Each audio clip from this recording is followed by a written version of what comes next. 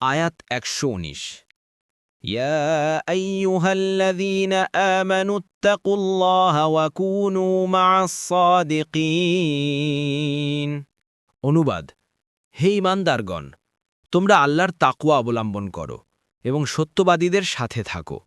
১ তাফসির: পূর্ববর্তী আয়াতসমূহে জিহাদ থেকে বিরত থাকাই যে ত্রুটি কতিপয় নিষ্ঠাবান সাহাবীর দ্বারা হয়ে গেল এবং পরে তাদের তওবা কবুল হল, এ ছিল তাদের তাকওয়ারই ফলশ্রুতি। তাই এ আয়াতের মাধ্যমে সমস্ত মুসলিমকে তাকওয়া অবলম্বনের নির্দেশ দেওয়া হয়েছে। আর তোমরা সবাই সত্যবাদীদের সাথে থাকো বাক্যে ইঙ্গিত করা হয়েছে যে সত্যবাদীদের সাহচর্য এবং তাদের অনুরূপ আমলের মাধ্যমেই তাকওয়া লাভ হয়। আর এভাবেই কেউ ধ্বংস থেকে মুক্তি পেতে পারে, প্রতিটি বিপদ থেকে উদ্ধার হতে পারে। ইবুন কাসির। হাদিসেও সত্যবাদিতার গুরুত্ব বর্ণিত হয়েছে।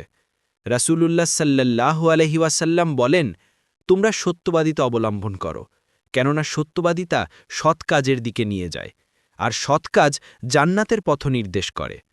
মানুষ সত্য বলতে থাকে এবং সত্য বলার চেষ্টা করতে থাকে, শেষ পর্যন্ত তাকে আল্লাহর দরবারে সত্যবাদী হিসেবে লিখা হয়। আর তোমরা মিথ্যা থেকে বেঁচে থাকো, কেননা মিথ্যা পাপের পথ দেখায়, আর পাপ জাহান্নামের দিকে নিয়ে যায়। আর একজন মানুষ মিথ্যা বলতে থাকে আর মিথ্যা বলার চেষ্টায় থাকে, শেষ পর্যন্ত তাকে মিথ্যাবাদী হিসেবে লিখা হয়। বুখারী ০৬৯০, মুসলিম ২৬০৭।